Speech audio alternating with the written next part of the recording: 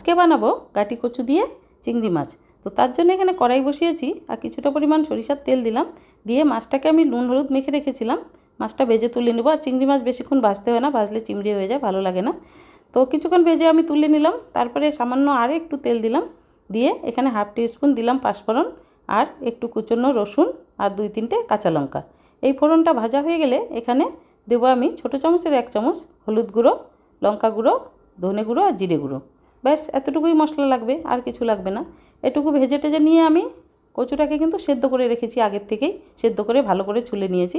কচুটা দিয়ে দিলাম আর তারপরে স্বাদ অনুসার দিয়ে দিলাম লবণ।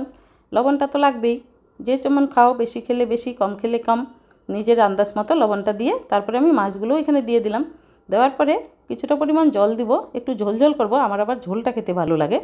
তো তোমরা কে কেমন খেতে ভালোবাসো কমেন্ট করে অবশ্যই জানাবে। তো এখানে ঝোল দেওয়ার পরে আমি 5 মিনিটের মতো ঢেকে দিলাম। ঝোলটা ফুটে উঠলে কিছুক্ষণ পরে আমি নামিয়ে নিব, হয়ে গেল। এত সহজ রান্না, খুবই সহজ, আর খেতেও কিন্তু খুব ভালো লাগে। আর তোমরা কে কে খেতে ভালোবাসো এরকম গাটি কচু চিংড়ি মাছ দিয়ে অবশ্যই কমেন্ট করে জানাবে, আমার তো বেশ ভালো লাগে। তো হয়ে গেল।